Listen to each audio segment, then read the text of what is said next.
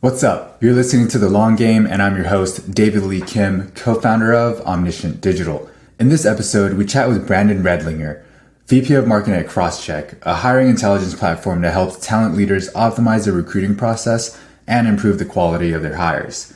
Previously, Brandon was the first or second marketer at B2B software companies, building the marketing engine from the ground up. He was an early employee at Engagio, where he held nearly every marketing position. Engagio was acquired by Demandbase, where he went on to lead the demand gen team. He then led product marketing at revenue.io until his current post at Crosschq. He also recently launched a podcast about all things operations called the OG Ops Pod. That's ogopspod.com. In this conversation, we talk about account-based marketing, how to implement it, and what marketers often get wrong. He shares how he made the jump from demand gen to product marketing and his learnings from leading marketing teams and building them from scratch. We also get into the value of using LinkedIn to build relationships and a personal brand and how that can really accelerate your career. I think you're going to learn a lot. I sure did. Here's my conversation with Brandon Redlinger.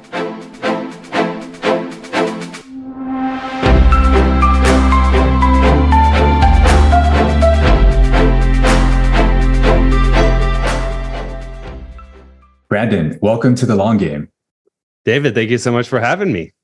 It's great to have you, man. So before we get to all the business stuff, I've listened to a couple of your other interviews and found your bio on SlideShare, which you probably haven't updated in years. SlideShare, yes. Oh my gosh. Yeah, now I'm curious. What am I getting into here? You mentioned that you were a professional trainer, like you were an elite athlete previously, right? So, yes. And there was one interview you said you worked out 6 days a week. Are you still doing that? The heck yeah, man! I'm still pretty passionate about working out and staying healthy. But I don't do any personal training anymore. My personal training certification and health coach and nutrition, like all those certifications have lapsed. But I'll still use it in my own personal life. Yeah. What was all that training for? Like, were you a pro athlete or? No. So I grew up playing pretty competitive hockey. So traveling around, playing on a lot of different teams, growing up, played through college.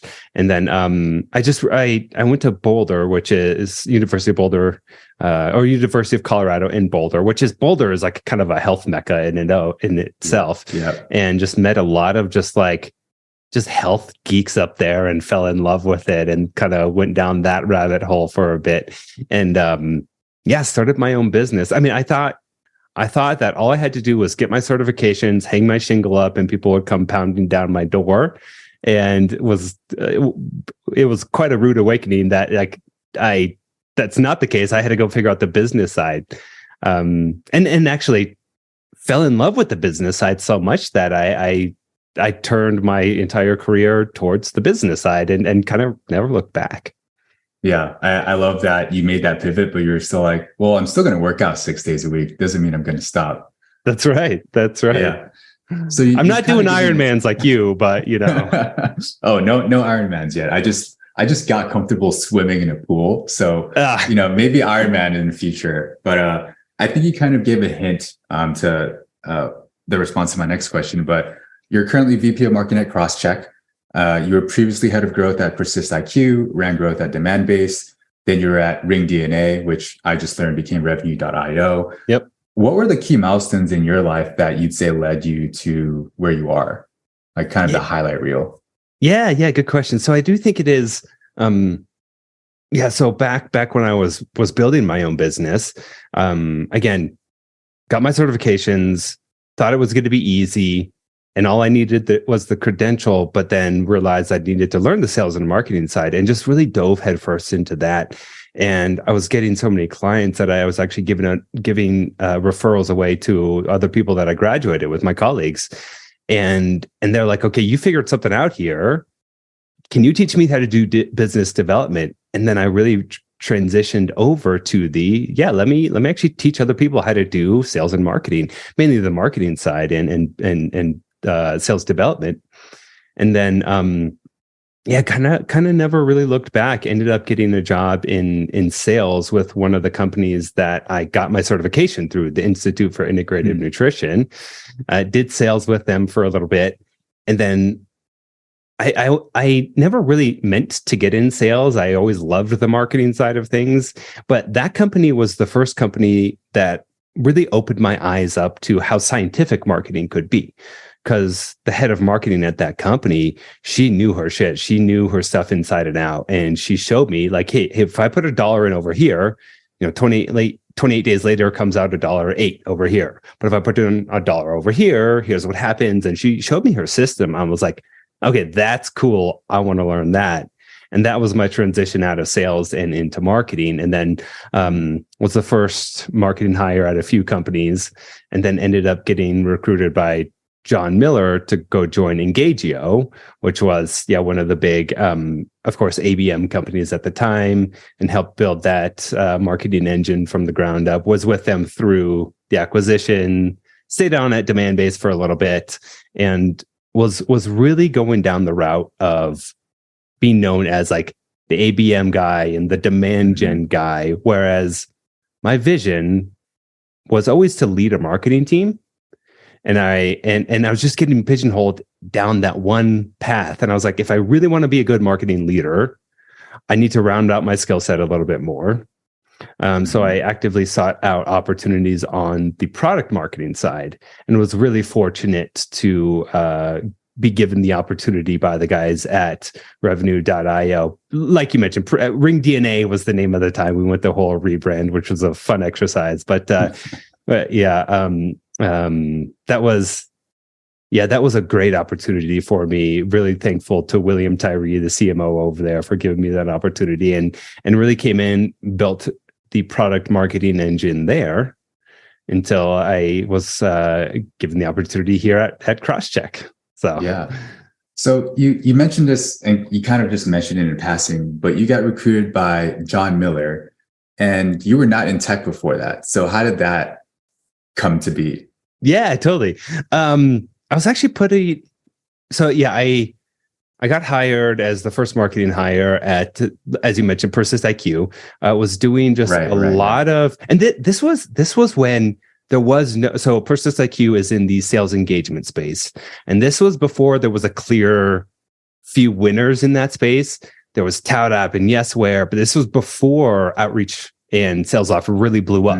So Persist was one of kind of the key, the big competitors in that space at that time. And that was when they were, a few dozen people, and same with SalesLoft. They were a little bit bigger at the time. And we were just doing as much as we could to help educate the market. And this was also when account-based sales development and account-based marketing was really hitting the scene. Yeah. So you don't hear about account-based sales development anymore, but that was a huge thing. And Lars Nilsson at the time, had put out his seminal piece and really became known as the sales development guy. And we did some work with him. And I was putting out content. John Miller saw my content and said, "Hey, I love what you're doing. I love how you're thinking.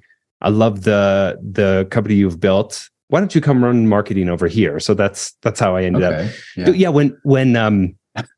When I found out that he even knew my name, I was like, damn, John Miller knows who I am. OG, yeah. Yeah. And then, it was funny. He invited me into the office just to have a chat. And then he offered me the job there. And I was like, oh, I didn't know that's what this was. Wait, what? Sure. Okay. Like, can I think about it? yeah, exactly. I was like, so what, did you sign a contract on the spot or what?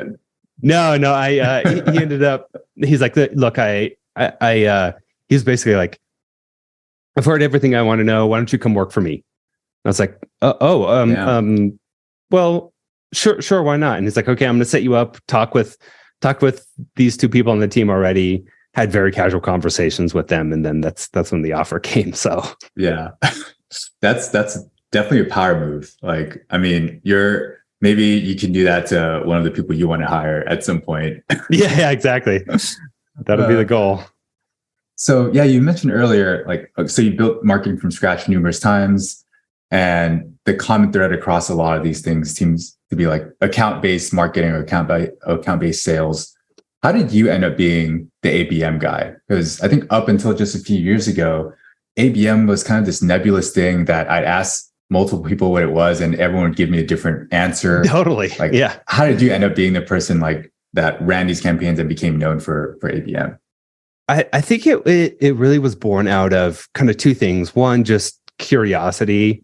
I think of myself as a pretty curious guy. I think that has really gotten me to or helped get me to where I am today. But also another part of it was just the challenge. I love a good challenge. And part of the challenge back at the time was it was helping define the space. So a lot of people talk about category creation, right? I'm less interested in category creation and more interested in like category design.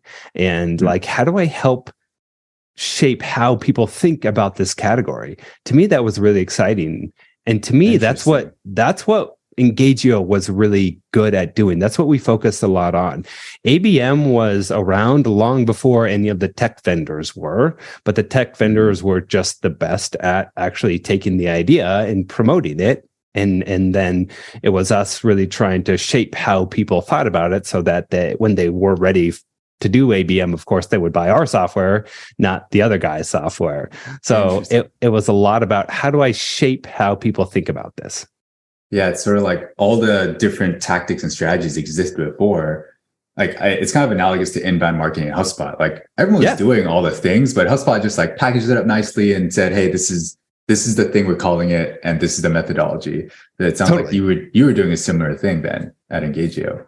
Right. Exactly. And there were a lot of a lot of cool tactics or campaigns that we could get into too. But it really was one of those things where it was like this was even before category creation, category design was a big thing. It was just like, this is how we build a great company.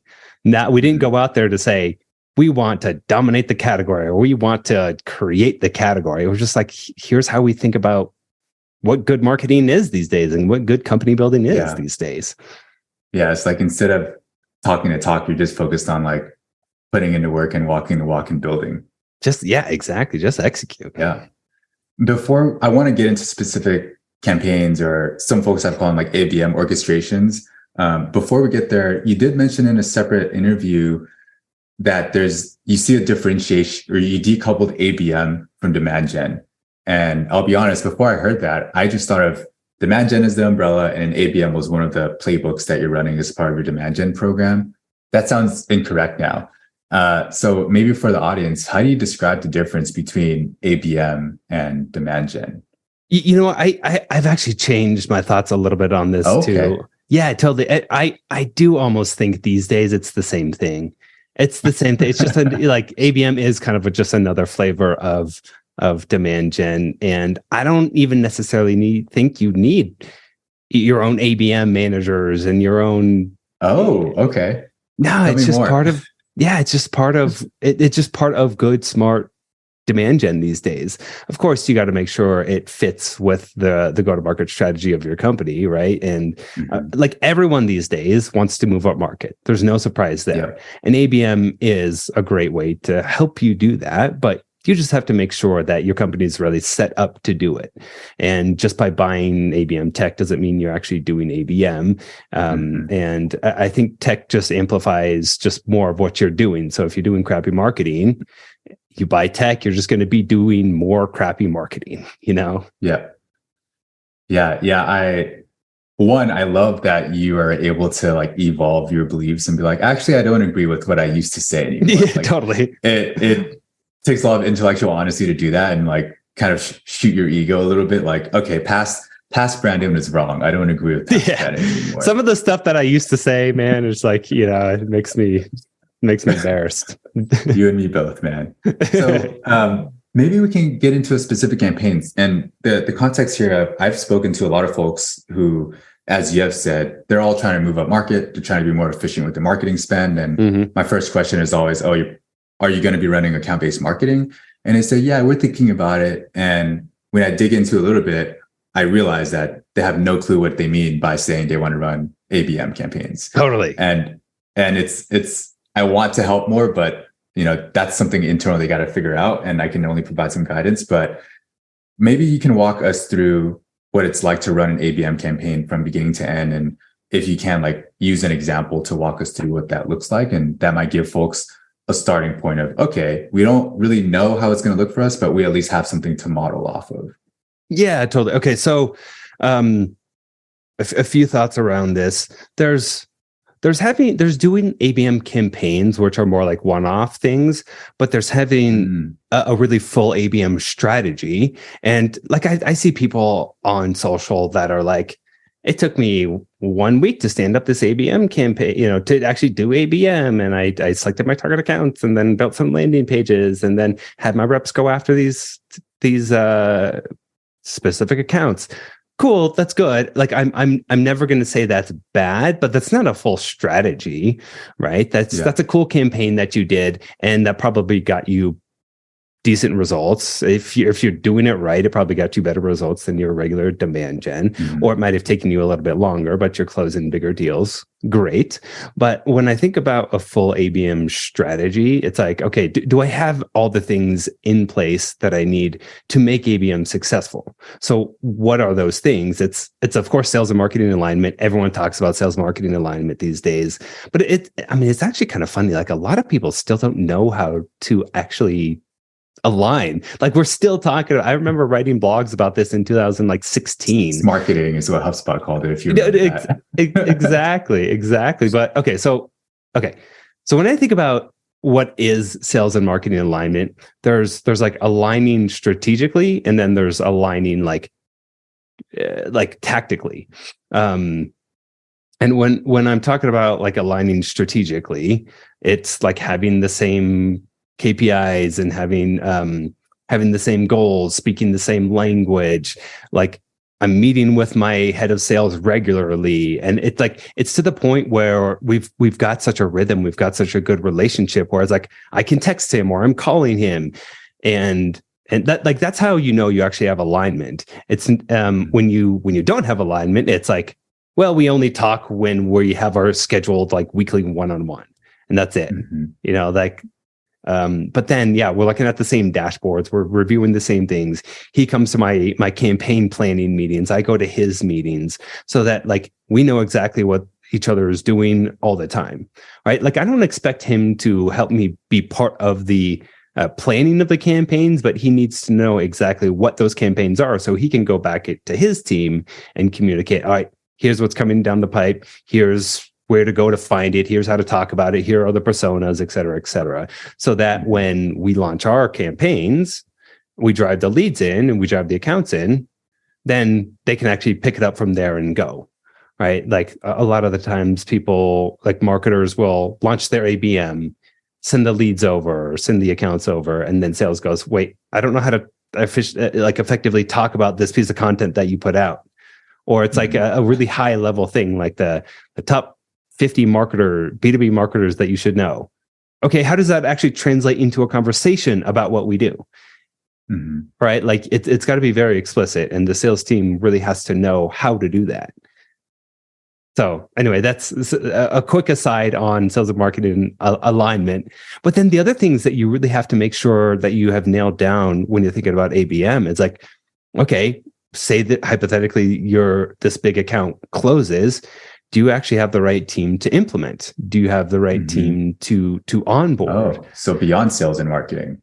100%, man. Like, if this, I speak from experience here, is if you don't have the team to actually, so implementing an enterprise company is a lot different than implementing in an SMB company, right? So it takes a lot longer. It's going to be a lot more complex. You're most often dealing with multiple instances of the same platform, like Salesforce, right? Like, some of these big companies have 6-7 different versions of Salesforce or Marketo or whatever it is. If you've never done that before, again, speaking from experience, they might never actually get implemented. We had a company, I won't say which company this was or what company I was at the time. We closed the biggest deal in history, and it was a key logo, a marquee logo that we wanted to put all over our website. They never got implemented. 6 months into the implementation, they're still paying us multiple six figures. They're like, we're done. Like, we're not even going to try to implement you anymore. Sorry. So the best thing that we got out of it was we could throw their logo on our website for the 1-year contract, and that's it. That's the only thing we got out of that contract. So like, wow. yeah, you need to make sure that you can implement and that you can support these enterprise organizations before you actually go out and start doing ABM. So I think that is one overlooked piece. Yeah. So it's like, okay, you want to do ABM. Are sales and marketing speaking the same language? Are they, as you said, aligned? And do you have the team to implement once you close one of these folks? Now let's start running like the campaign or like set up what this whole orchestration is going to look like.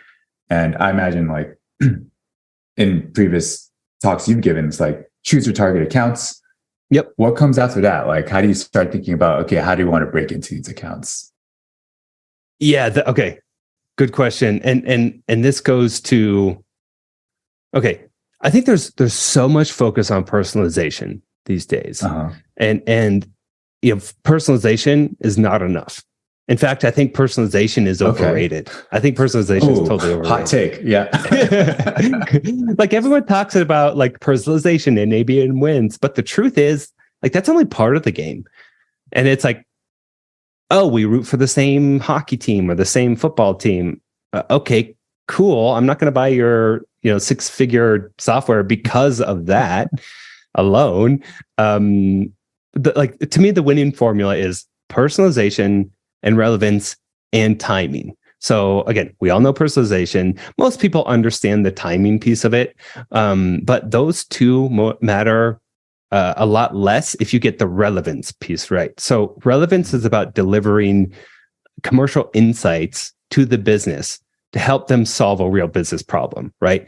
ITSMA put out some data that shows 92% of executives will pay attention to unsolicited messages from companies they've never heard of if it contains ideas that are relevant to them. So in other words, you really got to show up with an understanding and knowledge of their business and their unique business issues and their industry. And then you have to give them fresh ideas to, hopefully help your buyers look good and help your buyers meet their goals. And that's really hard to do. So you can deliver the most personalized message in the world, but if it's actually not relevant to them and you don't show that you actually understand them and their business, it doesn't matter. Yeah, it's interesting you brought that up. I saw a post on LinkedIn recently from Pete Caputa, who's CEO at Databox. We used to work together at HubSpot. Oh, nice. And he was like, awesome. he was like, isn't it silly that we put BDRs, who are like sometimes the most junior, inexperienced people without knowledge of the industry, as the people to reach out to busy executives? That's who, right, man.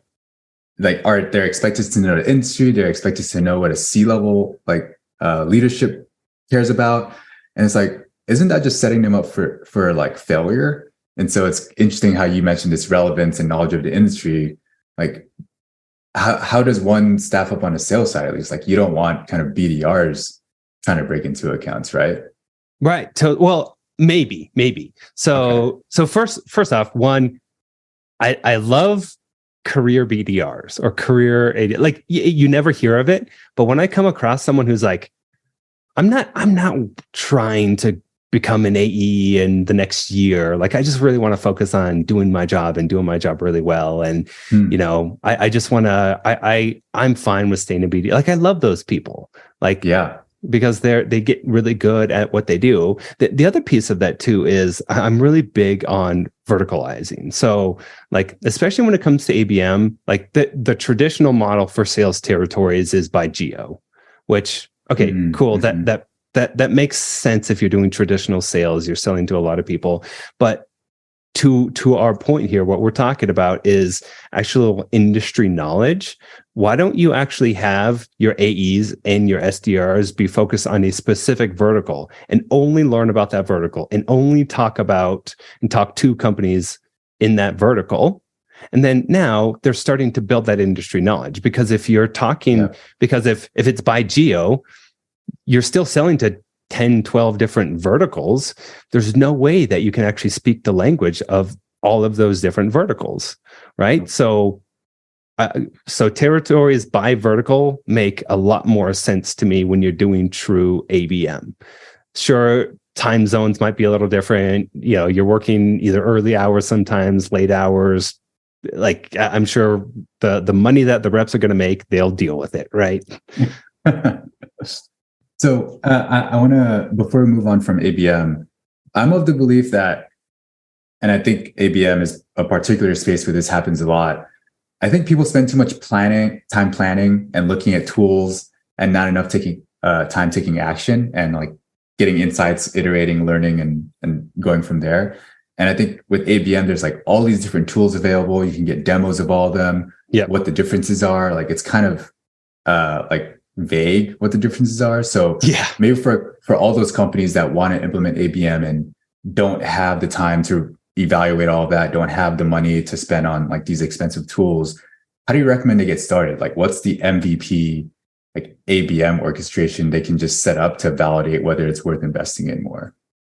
Okay, good question. So I will say, as long as you are really selecting your target accounts correctly in the beginning, that goes a long way. It almost doesn't really matter the tactic or the channel that much. Like I'm more recently, I'm of the thought of this applies more to just maybe smaller-ish companies, not the big enterprise organizations, because I still do a lot of consulting for these smaller companies. But what I'm realizing is that like, if you're doing the account selection process good in the beginning and you're doing some good research, it doesn't matter the actual channel. They spend, to your point, they spend so much time building the playbook and thinking through, okay, day one, I do this, day two, I do this, and they build it out. It's like, it actually doesn't matter. Just go do stuff, go. Like actually go do stuff. If it's a relevant message and you can show up with some personalization and some timing, like they'll reply in whatever channel that they usually communicate in.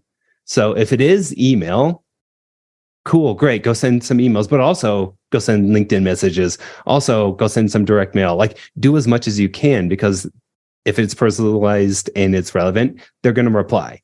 So don't spend so much time like focusing on one channel or getting the most out of one tactic. It's just like, go do as much stuff as you can to get in front of that account. And then when you hit the channel that they like communicated in, then they'll reply. And also just like one buyer at one company might have one preference, whereas the same exact title and the same exact, they look same on paper. He just has a different personal preference on how he wants to communicate. So again, it's just like, go do stuff. It just drives me crazy sometimes that people overplan and overcomplicate the actual orchestration side. But again, if you're doing your account selection process right in the beginning, you're using your you have a very thoughtful process on how you do that. You're working with your sales team, you're using historicals, and then okay, great, we have our buyers, or we have our ICP, we have our buyers. Now just go. Yeah, that's what I tell people. I feel like the common pushback I've heard to just like doing stuff is like, oh, what if it doesn't scale? And it's like, you don't have anything to scale. Don't worry about scale right now. Just see what works. Exactly. Like we'll worry about scale. Yeah, my thing is always, and this is true whether it's ABM, whether it's demand gen, whether it's almost anything else that I do, but it's like, how can I test this as quickly as possible at as low risk as possible so that I can learn? I'm creating those feedback loops so that I am improving whatever I'm doing. And like you said, sometimes it doesn't scale, and that's fine, and we'll figure that out. But if it works now in the beginning, great. Yeah. It's sort of like, I mean, what I'm getting from what you're saying is, don't worry about the tools. Even just like go to LinkedIn and find 5 companies that you want on your target list, and then just like find the right people. I don't know, send a GIF through Sendoso or whatever, like send some LinkedIn messages. Don't worry about automations or like account lead matching and stuff yet until you, like, I don't know, you're at that scale where you need to do that stuff. Right. Exactly. There's a lot that you can do with your current demand gen tech stack, and just do it a little bit more targeted and do it a little bit more intelligently. And then sure, maybe you can.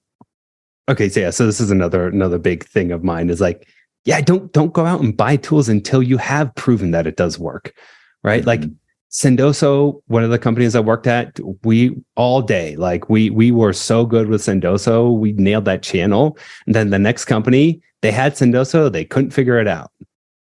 And it's like, okay, That's but we can't use, right? So it's just like, let's make sure that this channel is actually going to work for us. Let's prove it out. We have a hypothesis. We have a methodology for testing that hypothesis.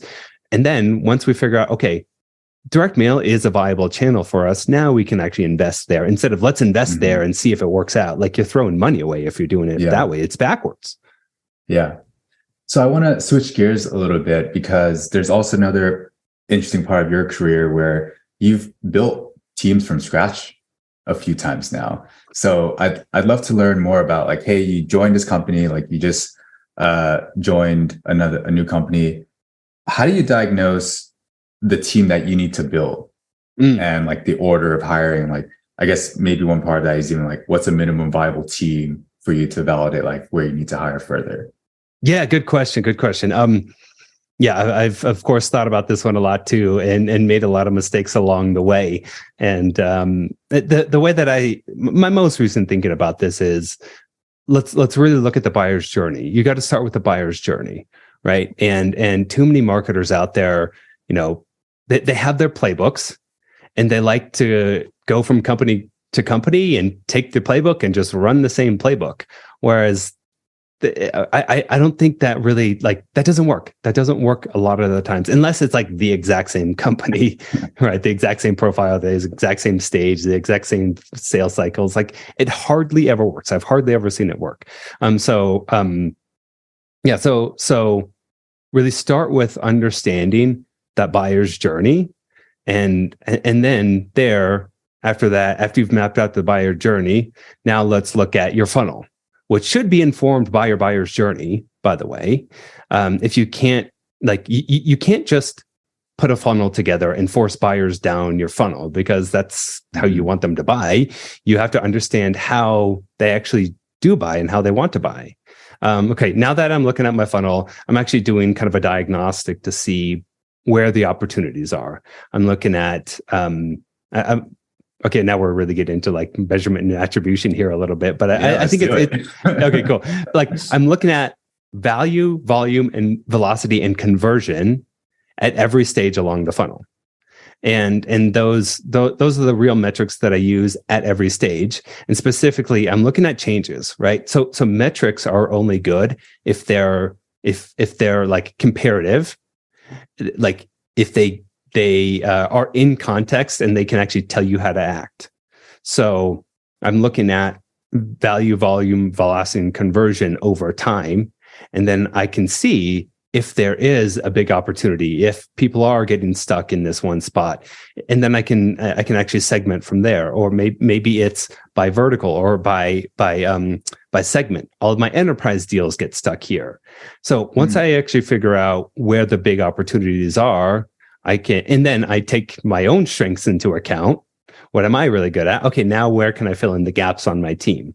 And in general, I, like, really high level, I look at, like, there's really three pillars in marketing for me. There's demand gen, there's product marketing, and there's corporate marketing. So under demand gen, I do put ABM under demand gen. It's not its own thing now. It's under demand gen. So it's ABM. It's field marketing. I put partner marketing under there, content, digital, all your paid channels. I do put marketing ops under there. And then the other pillar is product marketing. So this is your traditional go-to-market, your launches, your messaging and positioning, market research and insights, competitive intelligence, that sort of thing. I do put enablement in there, sales enablement. I know a lot of people will put that under sales. I think there is a point where it does move over to sales under larger organizations, and they'll have its own discipline under sales. Whether it's under marketing or under sales, I want my product marketer to be heavily involved in your enablement. And then the last piece of product marketing is pricing and packaging. And that's another one that I think sometimes it lives under sales, sometimes it lives under finance. I think that it's best served, your company is best served if you put it under product marketing, because they're actually closer to the customer. They have a more objective understanding of the customer, and there's not misaligned incentives, right? Mm-hmm. Like, of course, sales is going to want to price it higher so that they can get better commissions or whatever that might be, right? And they're also much better at doing the customer development, the customer interviews, having those willingness to pay conversations so that they'll understand pricing and packaging more. Okay, so that's product marketing, and the last one is corporate marketing. So that's AR, PR, media relations, community. I put community under there. Branding, I like to put under there. Customer marketing. Although I saw a recent poll from, I think it was Pavilion or one of those organizations, where it was actually split almost evenly between customer marketing going under corporate marketing, product marketing, and demand gen. But anyway, I put it under corporate marketing. And then so now I'm actually filling out. Okay, again, we started with the buyer journey. We're looking at our own sales process and where the gaps are. I'm looking at my own strengths. And then I'm looking at, okay, what are the opportunities and who do I need to put in place to fill in some of those gaps? And that's kind of how I think about building a team. Yeah. And you kind of have these envision, like, yeah, we have these 3 pillars with the different roles underneath them. Like you're prioritizing and deprioritizing, like, okay, we probably don't need like community or PR right now, but we definitely need like demand gen and a product marketer because we need to fix our messaging and positioning and so on. So yeah, that's a really helpful framework. Yep. Yeah, totally. And earlier on, I like to hire people that have just a broader skill set and really specialize in one area. I still think it's great advice. It's been slammed out there a little bit recently, but like the T-shaped marketer, right? If you're familiar, it's you have a broad breadth of skills, but you go really, really deep on 1 or 2 skills. So that gap that you need, have it be that thing that they go really deep on. But I think there's so much value in hiring people that have that broader set of skills, and that they understand different pieces of both marketing and the overall, go-to-market motion of a business. Because whoever you hire, they'll understand, okay, if I do this one tactic, which I'm really good at, here's how it affects everyone else. Whereas if you hire someone who's only really good at one thing and they don't have that breadth, they don't understand that. So they might make suboptimal decisions that will affect other parts of the business that you might have to fix later, or that might not be optimized. Yeah, on that topic of the T-shaped marketer, that was a great model for me in developing my career. I think. Nice. Totally. I think we might have heard it from Brian Balfour. Yes. Yes. And the interesting conversation going on right now is like, there's a lot of stuff happening in marketing. There's like these layoffs happening. So I'm curious, from where you stand as a marketing leader, what are the key skills or areas you believe marketers who both like new and tenured should at least be exploring right now to add to their repertoire? Yeah, good question. Okay, so I almost think in terms of like, skill set. Yeah, okay. So it's like communication, I think, is like that's not necessarily like a channel itself, but that translates over to whether that's you're writing content, whether that's you're actually becoming an influencer, you're writing. Like writing on LinkedIn is almost as valuable as anything else these days. Like, I think this might be controversial to say, but like, I think your following on LinkedIn matters more than your email list these days. Like, okay, yep, right. Like, why? Email is pretty crowded. Email is showing up while they're trying to do their work and respond to colleagues. But like, it's just such a hodgepodge right now, your email. But when you're on LinkedIn, you're like, okay, I'm in the mood to actually consume content here. I'm in the mood to actually connect with other people, right? Like, it's not, hey, I'm in work mode. I'm in like analysis mode. It's, hey, I'm actually open to consuming stuff. And then if they've decided to follow you, that's like your opt-in, right? Yeah. And so it's like, it forces you to be a lot more clear and concise in your communication because you have a lot fewer words to say, obviously, right? And then I think the algorithm is pretty favorable still, even though it's kind of gone down over time, and your exposure is a lot less, I think it's still a very viable channel. So as of right now, we'll see, in a year or two if I update my thinking on this, but it's like, I think it is a very viable channel to get your message out there. So a lot of companies these days, so both from a company perspective and an individual perspective, like you see a lot of people these days that are becoming kind of the voice of their company, and that's great. But still, so many companies get the company side of it wrong. So on their company profile, it's sign up for this webinar, read the press release, read our blog post, download it. No one gives a shit, which is why like companies still don't have good followings. But if you look at the companies that are acting more like individuals or personalities, what we know works for individuals, they're actually growing pretty rapidly. So I'm looking at like Gong.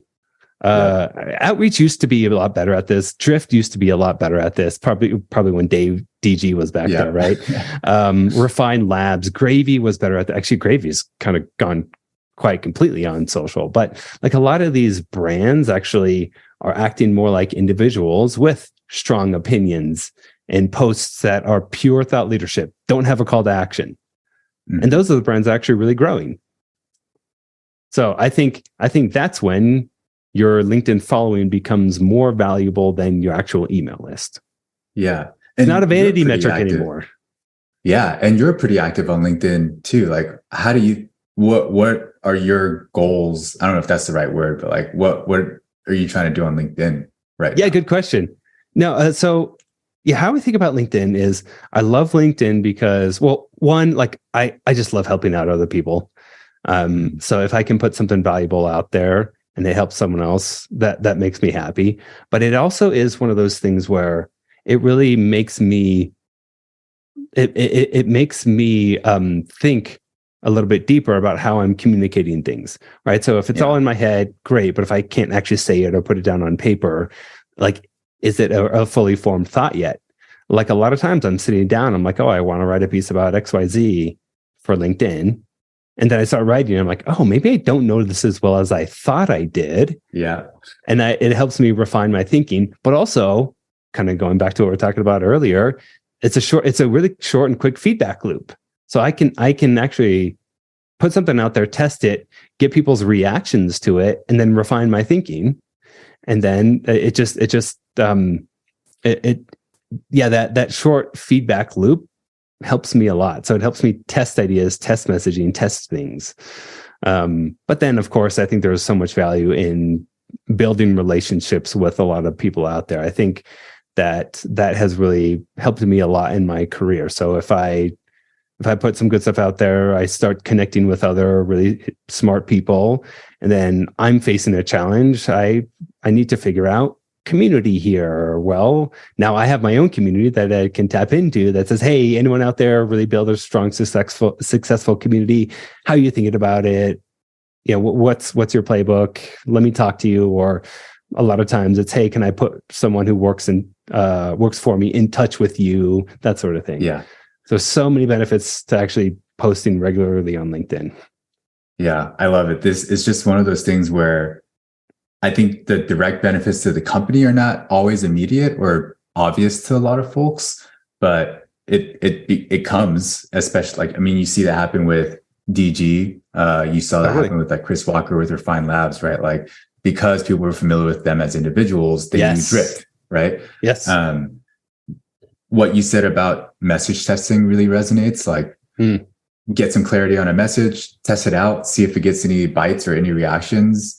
Great, cool. Got some reactions, got some some contrasting opinions. Let's turn this into a blog post, or let's put this in a next newsletter and see if we get any, like, continue testing it and refining the idea some more. So that's really helped with like positioning, or how we talk about concepts that I don't personally see a lot of people talking about. So it's helpful in that respect. Cool. You made this interesting jump from demand gen guy to product marketing, which is kind of rare. How did you end up doing that? You mentioned earlier that you looked for opportunities, right? And I think this might be relevant to folks who also feel like they're getting pigeonholed into a certain role. So how do you expand your responsibilities in a way that you did? Yeah, good question. Yeah, it's less helpful for people if I say, "Oh, I just wanted to make the change," and then I made the change. Yeah, there's actually a good point. A lot that actually went into that. So I was always pretty knowledgeable when it came to product.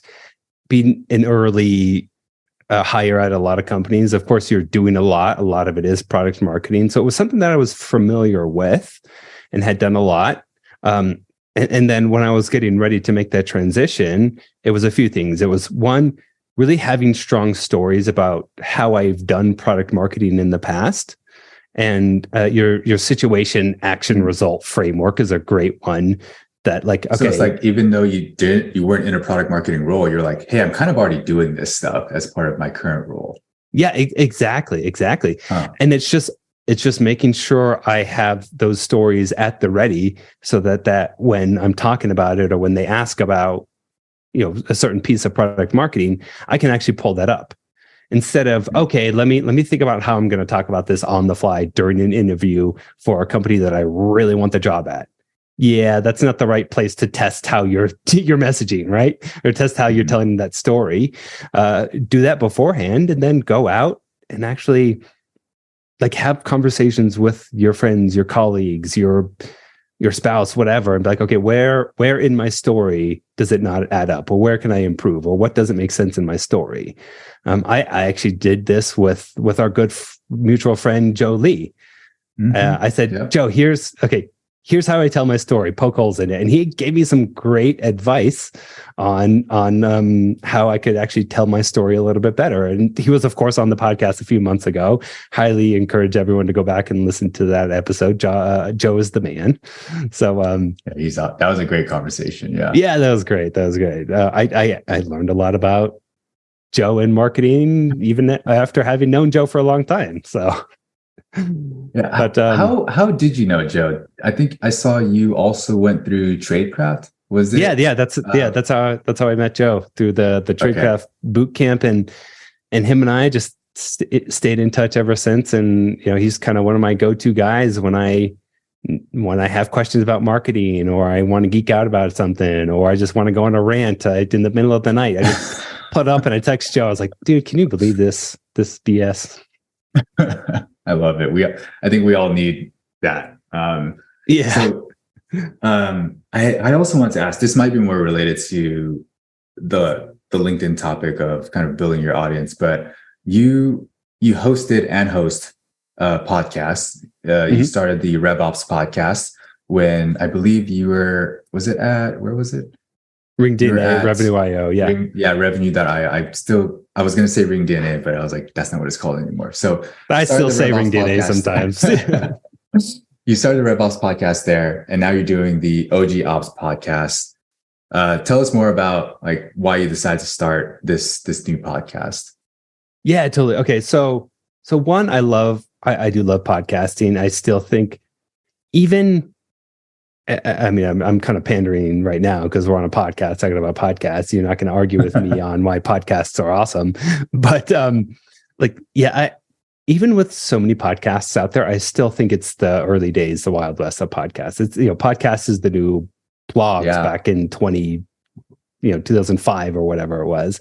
There's still so much opportunity out there, and it's just another great way to get your thought leadership out there. But for me personally, it's also another way to, like, going back to, like you said, it relates to LinkedIn, refine my own thinking about this stuff and have good, interesting conversations with other people, and also help me network and build relationships with other really smart, talented people. So I started a podcast back in 2015, back when podcasts was just new, like relatively new, and it was in the sales space.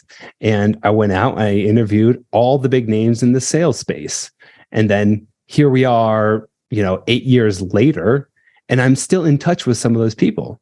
And like, these are your bigger names in sales, like even recently, John Barrows, and then from there, like a few years later, John and I were still in touch, and my wife was setting up an RKO for her company. And she's like, who should I have speak at my team's RKO? And I was like, how about John Barrows?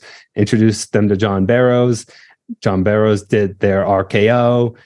It was a $15,000 deal for him. And now I just helped John Barrows bring in $50,000, and he's casual.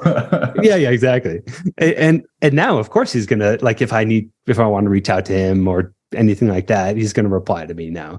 So it's just a great way to continue to build the community, build the network, and also give back.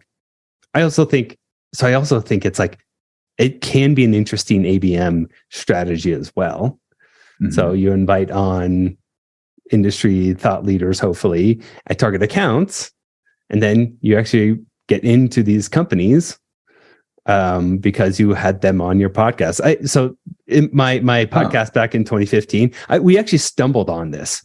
So it was we invited some of these industry thought leaders onto the podcast. We had a great conversation, and they were like, "Hey, Brandon, I really like you. This was a cool conversation. So what does Persist IQ actually do? Maybe I should look into this."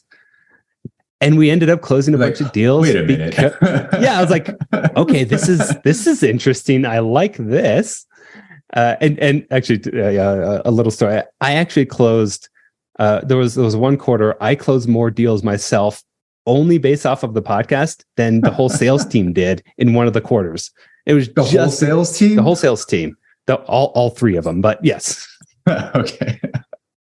Wow, that's the first I've known of the ABM tactic. That's the first I've heard of using a podcast to close more deals than a sales team. I think that, like, for anyone saying, "Oh, it's the podcast space is too crowded, or there's too many, or it's like too late, or whatever," it's not too late. It's there. I was speaking to my cousin who started a podcast during the pandemic, just like a personal project. And I was like, "Why'd you decide to start a podcast?" Yeah. And she said, "There's a lot of mediocre work out there. And I believe I can be better than at least half of those. Like, there's room for me." And heck yeah. that was kind of an impetus for me. Like, oh yeah, that's definitely a better framing, right? Like, of course, with the bell curve, like all of that, like there's got to be an average, but if you can at least try to be better with every episode that we're producing, yeah, there's room for more folks to join and produce content, as we're seeing with all the content we're seeing every day. So yeah, I agree. It's still early days. Yeah, 100%. Yeah, like what is your unique perspective out there? So back in 2015, one of our unique perspectives was actually, like, we wanted it to be a real story-based podcast, but still delivering a lot of value. So rather than interviewing one person and then the podcast being about that one person, we interviewed 5 people, asked them 5 questions, and then the episodes themselves were actually all 5 people answering the one question. And then it was, tell me a story about how you closed your biggest deal and what you learned from it. So they would go into a story, and question, and then at the end, it's like, okay, here's the actionable takeaway. And then you got that same from 5 people. And then also the benefit is, now I have 5 people promoting 5 episodes, all 5 people promoting all 5 episodes, or whatever that was, So that was our unique angle there. And then here at the OG Ops Pod, so the OG Ops Pod that I'm running right now, we just launched, is the first podcast that I'm doing that's not associated with the company that I'm working with. So that if I leave, I don't obviously intend to leave Crosschq. I love Crosschq, but like, if I leave Crosschq, I can still do the podcast. That's why I have done a few different podcasts at this point, is when I leave the company, they don't let me take the podcast with me. Yeah, you can't just take over the RevOps podcast. You got to start another ops podcast now. Yeah, exactly. So that's why Jordan Henderson, who's a real true thought leader in revenue operations. That's why him and I started it. It's like, let's not relate this or connect this to our companies in any way, so that we can just continue to do it and have our own freedom and flexibility to do whatever we want with it. Yeah, it is really cool. Just now that we're deeper in the podcast space and doing this podcast, seeing that there's a lot more new voices coming up on the scene. Like, I think just a couple of years ago, it'd always be the same people on every podcast you'd listen to. Yeah. And now, like, I'm sure not many people have heard of me. I think maybe more people have heard of you than they have of me. But even then, like, I don't see you like on every single podcast. It seemed like you went through a little stint where you were on a lot. But there are more folks starting their own podcasts and highlighting new voices that I think is important. Like you brought up thought leadership a handful of times. There's a certain point where the previous thought leaders aren't really thought leaders anymore. And they're kind of just saying what they used to say 10 years it's ago. It's the same thing. Exactly. Dude, that drives me crazy with some of the big thought leaders out there. It's like, and it's almost like they go on to like, okay, I got to do the media tour now. And they're more like, so this is like my problem with kind of the evangelist role is they're so focused on just like getting them and their names out there and their ideas out there that they're not doing the work anymore. There's this one ABM evangelist, and he was on a podcast, or no, he was on stage at a conference and he was talking about how to do XYZ. And I'm like, yeah, that's actually wrong. That's how you did it 3 years ago. If you actually were a practitioner still, you would know that that's not how you actually do with this one thing anymore. So that's a little quick side rant, but get more practitioners on the podcast. Get people actually in the weeds doing the stuff. Yeah. The tough part is it's those folks that they're like, I don't have anything interesting to say. I was like, no, you have the exact things that people should be hearing about, because you're actually on a cutting edge and doing this stuff rather than hearing it through a proxy who's like, I don't know, maybe you're a CMO who's not as involved in the nuances. Like they probably know it at a high level, but can't exactly speak to how you're doing it. So like 100% to that. Totally. What are you seeing? So RevOps is kind of one of those things I'd say it's a relatively new concept, maybe over the last couple of years. Yep. What are kind of the leading thoughts you have around how RevOps should be done? Because I think it was like marketing ops and sales ops, and all of a sudden it became meshed into RevOps. So what's going on there? Yeah, it's such an interesting space because, maybe like a year ago or maybe a little bit more, it was all about, all right, let's always like everyone should be under one roof. All your ops should be under one roof. And then what happened was just a lot of people with sales titles got the RevOps title, but they were still a sales ops person. And then the marketing ops person would now then have to report into the sales ops person. So marketing actually lost their best. Marketing. I didn't notice that. Yeah. Dude, that's happened so many times. So actually at Crosschq, we do have a head of RevOps. And when I came in, there's also a marketing ops person who's killer, who's amazing. And I said, no, she's staying on my team. She's not going over to RevOps. Sorry. And I think that's the right call. Of course, she works very closely with the RevOps team, but her background really is on the sales side. So how do I expect, why should I expect someone who has a sales background, who's always worked in sales, who knows everything in and out of the sales operation side? Why do I expect them to know how to actually run marketing operations? Yeah. Right. So if you have a true RevOps person who knows both sides of the house and who can actually do each side of the house, okay, great. Let's call it RevOps. Let's roll everyone up under RevOps. But another missing piece that is talked about less is the CS ops side. So CS ops is becoming a thing more and more these days, and a lot of people, I mean, they just have a lot less experience around what CS ops actually is. And there's a whole different set of skill sets and a whole different set of tools and processes that you have to know. So a lot of times RevOps, when RevOps doesn't just mean sales, it now just means sales and marketing. So we still don't have true RevOps because your revenue team is your sales, marketing, and success team. So how do you reconcile that? Because I mean, there's usually like the center of excellence, everyone reports up into ops, and then they have their stakeholders in marketing, sales, and CS.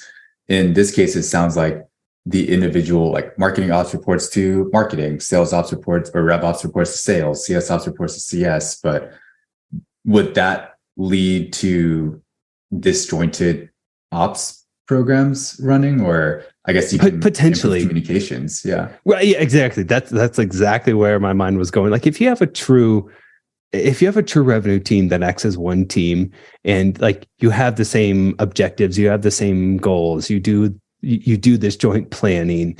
If you have all the silos actually broken down, it actually works well. Where it doesn't work well is, when you do just have your individual silos where everyone is just focused on doing their thing and only their thing, and they have separate goals, then you'll get either processes that break, or you get data that's incongruent, or you'll get duplicative work done, and it is a lot less efficient.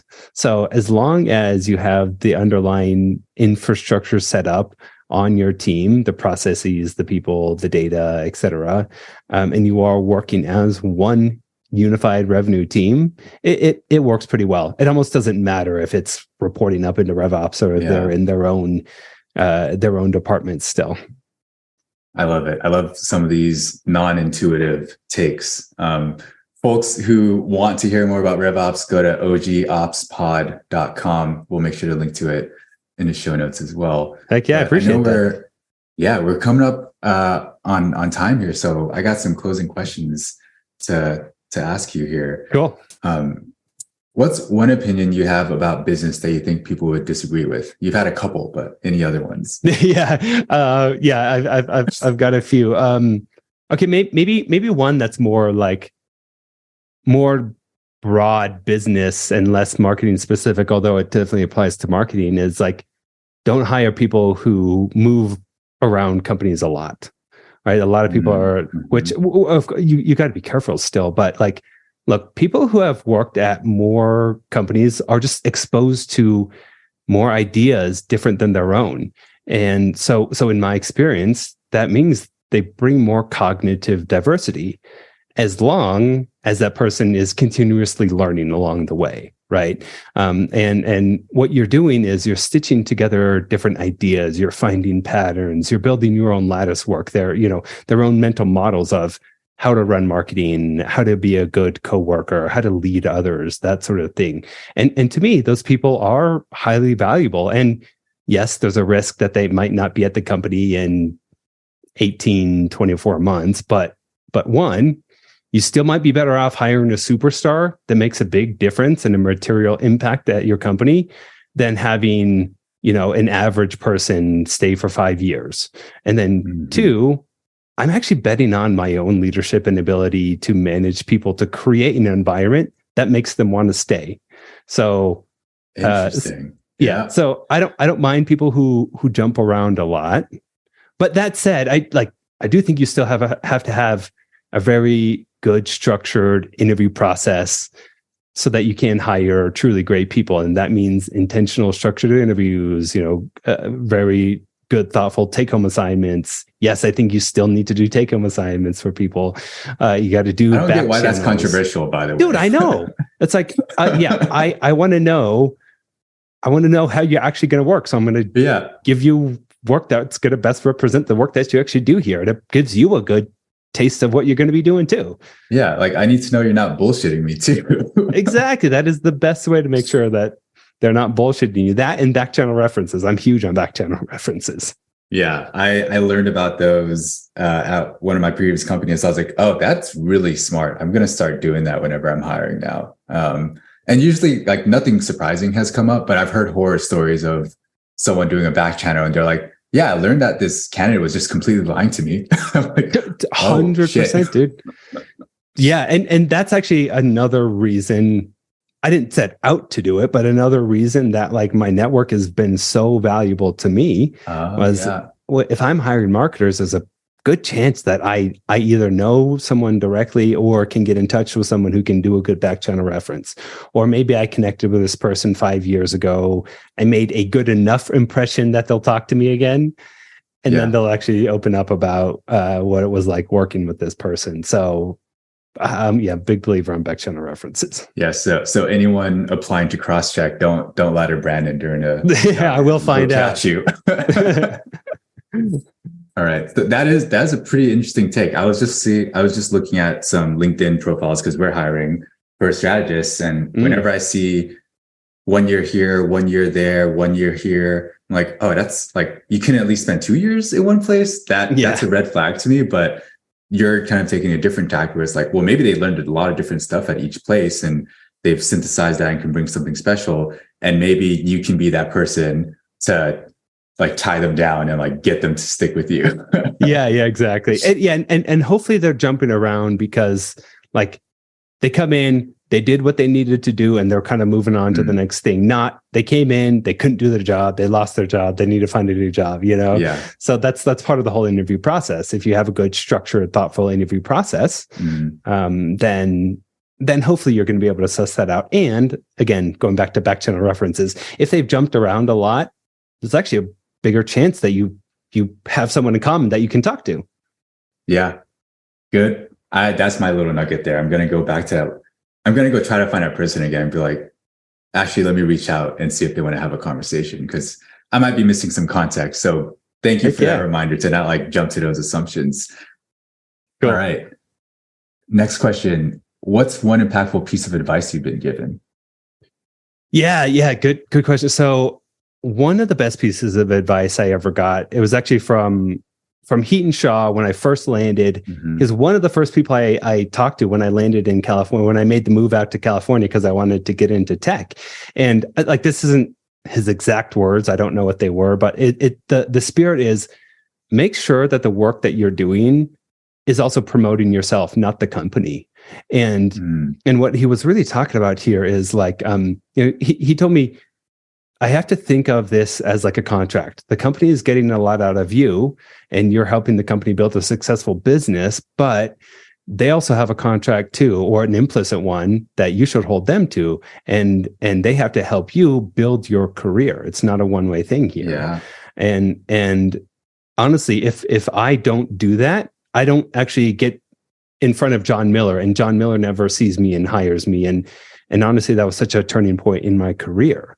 So I really have to thank Heaton Shaw for that piece of info, or for that piece of advice, because I was really, really shy at that time about like putting my name on a blog post and then promoting it on my LinkedIn, and then just making sure that this blog post gets out there, which happens to have my name on it too. I think there are a lot of people out there these days that are so interested in promoting themselves over their company, and those people drive me crazy. And there's a lot of them on LinkedIn and Twitter and other places these days. But like, first promote your company, but don't be shy about also promoting yourself at the same time. Yeah, I love that you said that. I've done something similar, but I've never actually advised others to do that, strangely enough. But when I think back to it, like a HubSpot, like HubSpot's a great name to have on a resume, but I was like, great, what else can I get out of this company? Because they're getting a lot out of me. Totally. They have tuition reimbursement. Great. Let me go take Reforge, take whatever courses are available. Heck yes.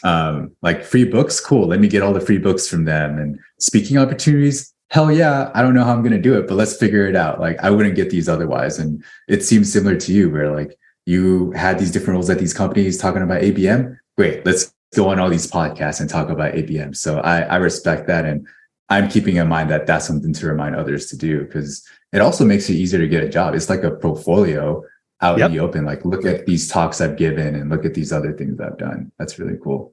Nice. Heck yeah. What's one book you'd recommend more people read? Oh man, so many books. Let's see. Okay, my favorite leadership book is called Turn the Ship Around, and it's by a guy named David Marquet. And his story is he took over the worst performing ship in the U.S. fleet, and in something like 2 years, literally turned it around. Okay. yeah, literally was the captain of a ship. And he turned it around to make it the best performing ship in the fleet. And this book, like, lessons per page is the highest density, book out there. I love it so. And there's like 50 chapters or something, and they're all very short, bite-sized pieces. And I go back to this book quite frequently, whether it's reading a chapter or I have it on Audible too. I'll just like throw it on Audible and just like listen to it and pick something else up. So like every time I listen to that book, I'm either reminded of something that will help me deal with whatever I'm dealing with currently, or I see things in a different way that like I'm interpreting it differently, so I can actually learn a different lesson from it. So I'm a big fan of that book. I love it. I feel like leadership and management is still one of those nebulous things that is hard to figure out how to get better at, besides like doing it yourself. Yeah. What are other maybe tactics you've used to get better at leadership and management, like whether it be books or exercises or like thought exercises or podcasts you've listened to? How have you developed? Yeah. So I think like a lot of people are like, leadership came so natural to you.